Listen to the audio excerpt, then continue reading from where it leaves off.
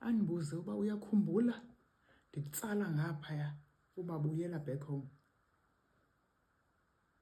Ndakuyekisa ii-piercings uba ungabisayowenza ezezinye ubushota ngazo, ungabisaqhubeka neethathu ezi ubusithi uzawuqhubeka ngazo. Khawuze ndizokubonisa into.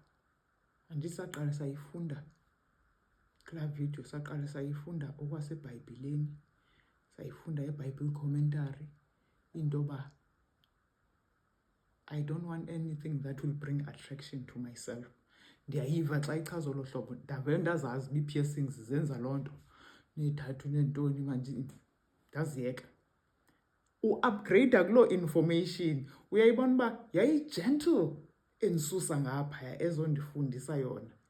Hayi ke ngoku sifikele ku-PhD level yayo, uthi khawuke ujonge apha, undibuyisela kwi-baptismal vows zika-1874.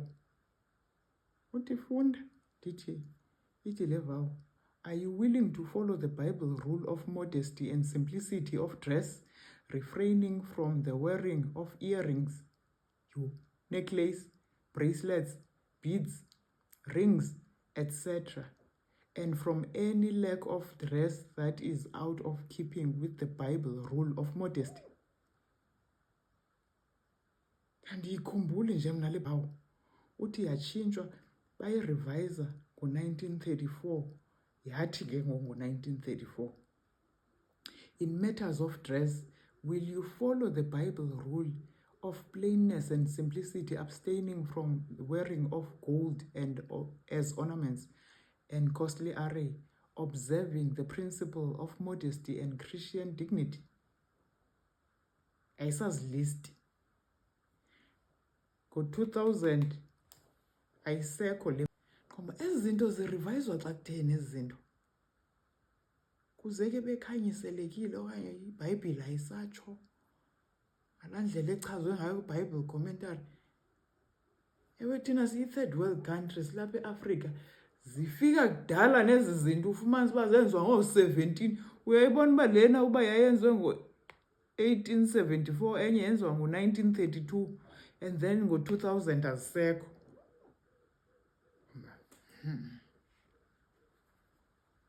Noted. Athi ambojonga enye. And then ndiye kwi-baptismal vow ye-laws of health. Eyaka 1874 yayisithi ke yona, is it your purpose to obey the command to eat and drink to the glory of God by abstaining from all intoxicating liquors, tobacco in all its forms, swine flesh, narcotics, tea, coffee, and other harmful things? Yho, yayizibize ngamagama. And then ngo-1932 yarivayizwa. Do you understand the principles of Christian temperance as taught by the SDA? And will you carry out those principles in your life, abstaining from the use of intoxicating liquor, tobacco in all its forms, swine flesh, and all other unclean food and habits-forming drugs? Ngo-1946, it's the same neka-1932, but he added the narcotics, tea, and coffee. Oh. Kubi tea and coffee yayikhona ekuqaleni. And then ngo-2000 yathi, do you believe that your body is the temple of the Holy Spirit, and will you honor God by caring for it, avoiding the use of that which is harmful, abstaining from all unclean foods, from the use, manufacture or sale of alcoholic beverages, the use, manufacture or sale of tobacco in any of its form for human consumption, or from the misuse of or trafficking in narcotics and other drugs? So I believe that my body is the temple of the Holy Spirit, and I will honor God by caring for it, avoiding the use of that which is harmful, abstaining from all unclean food, from the use, manufacture, and sale of alcoholic beverage, tobacco, narcotics, drugs. Awusaspecifyanga umnyaka kulowo, naleyo ayisaspecifyanga umnyaka. Alcohol, tobacco, harmful drugs, and food in the Bible terms as terms unclean. Enye iyamspecifya u-EGW uba nguye ogayidayo ibandla likaNkulunkulu, imbize ngegama nesibongo, but apha ekugqibeleni ayimbizi. Ithi, I believe the Bible's teaching on the gift of prophecy and believe God's last day church will be guided by the prophetic gift. Phelele apho. Kanti yokuqala yayimbiza ngegama nesibongo. Kutheni izinto zatshintshwa? Ndakhumbula kwenye institution esasisebenza kuyo, kudibheyithwa ngendaba ye-jewelry, necklace and earrings nentontoni. Kutshiwo uba ke ngokweBhayibhile asiyenzi le nto. Bathi abelungu sana, nizopromote i-African culture. International thing. Nizopromote i-African culture.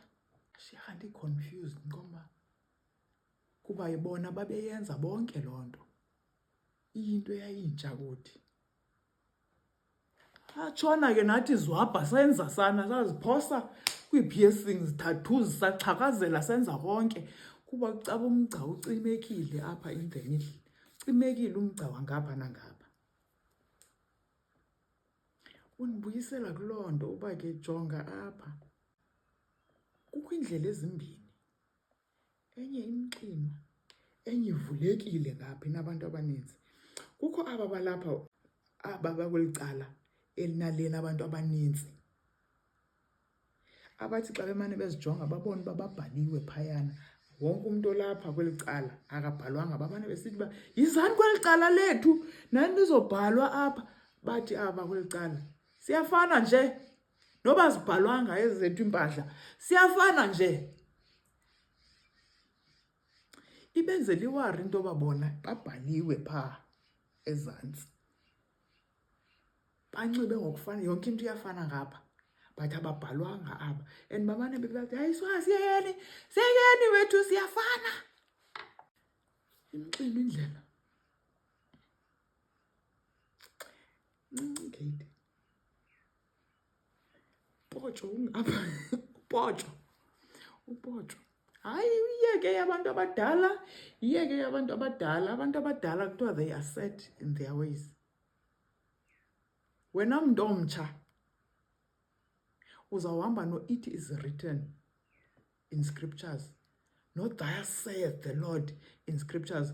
Khumbula kulaa video ndathi u-EGW ukufundisa ekukhanyisela i-textbook yethu eyiBhayibhile. Uba ikho seBhayibhileni yeke. Ngowokusikhuthaza thina osithatha kade uba sikhayoze singene egiyeni silive ilibali. Kodwa kufuneke yonke into sithi according to verse bani, chapter bani ntontoni.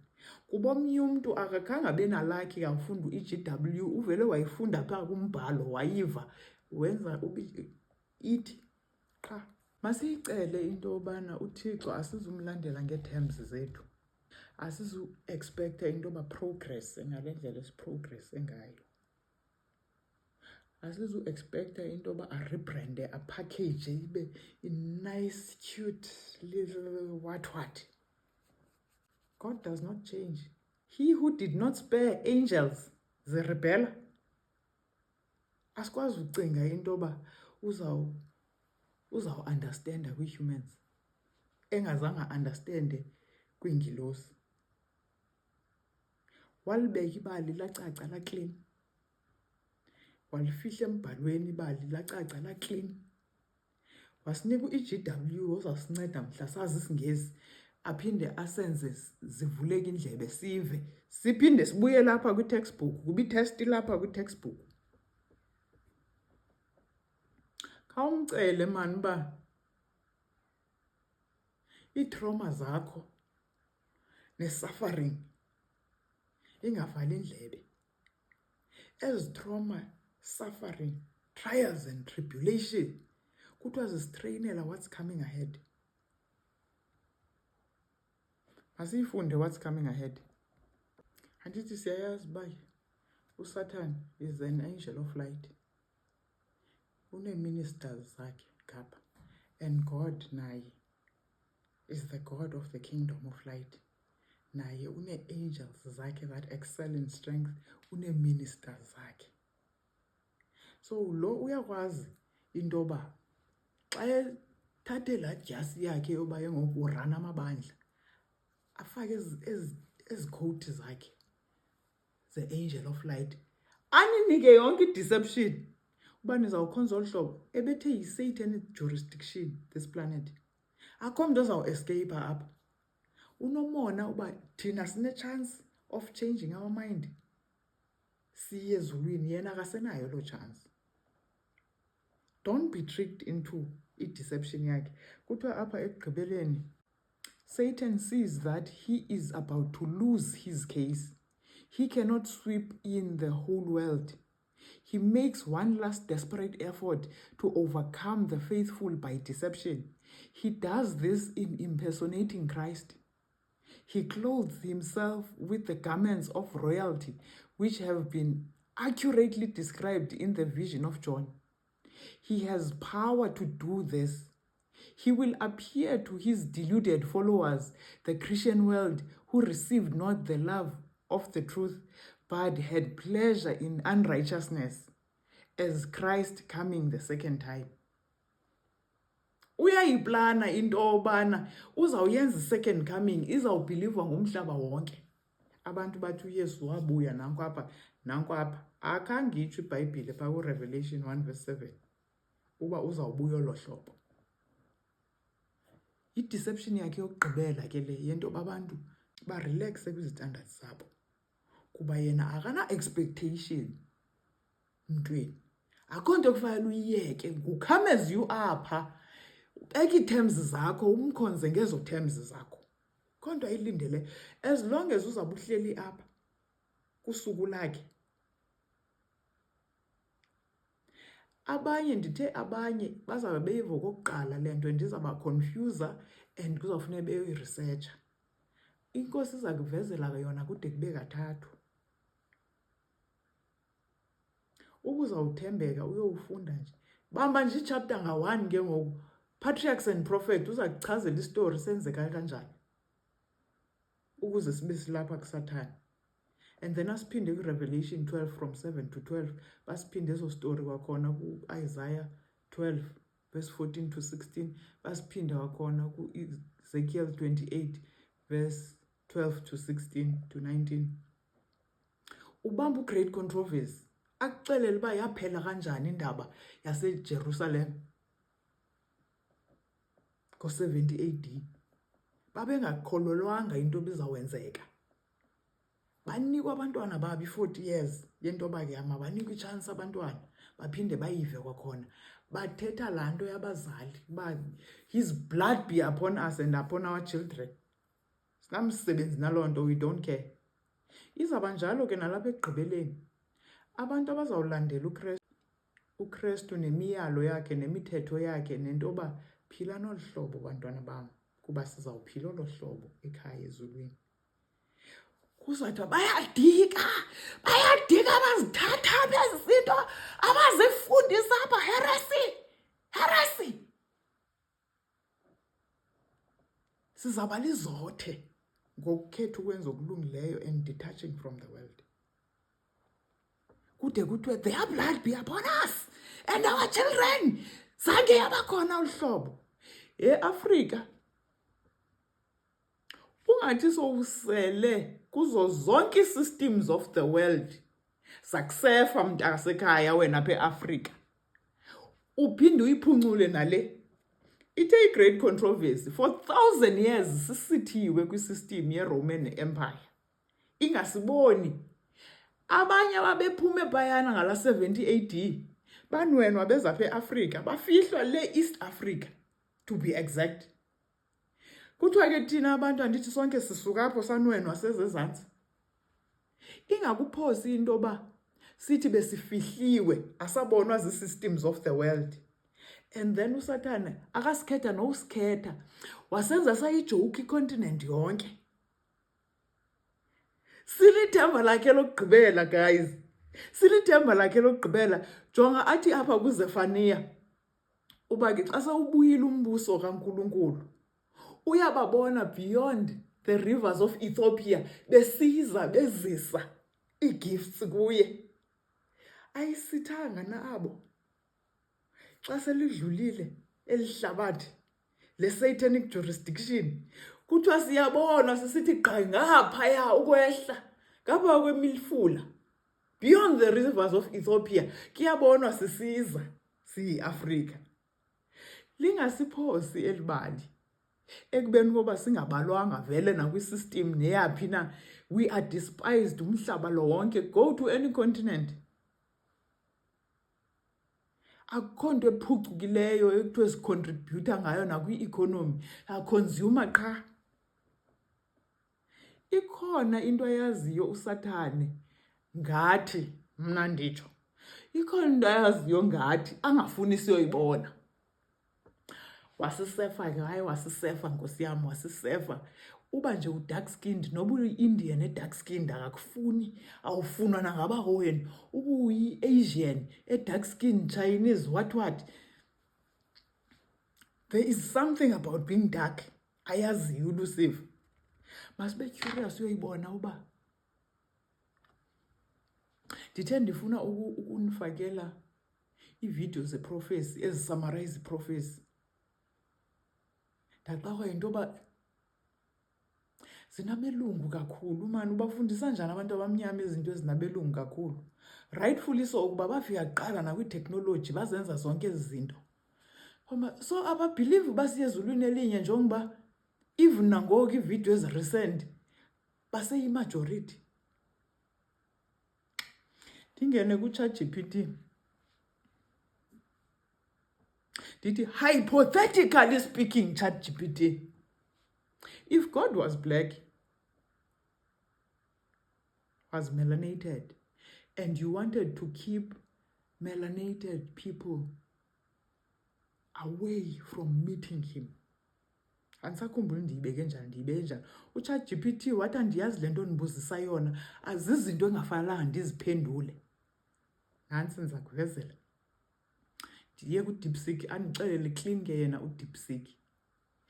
Hayi, please pause and read and tell me, is this not what is happening to us as a continent?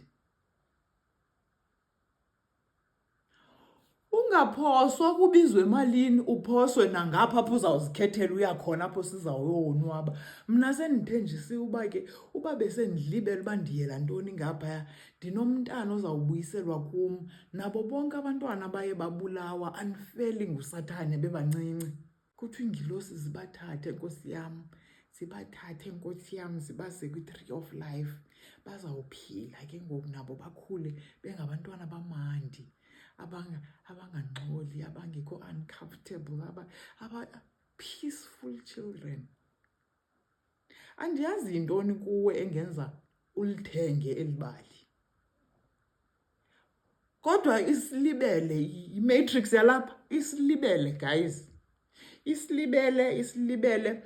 Abacingi baba kuyo ba-proud by being employed. Ingaqhawukana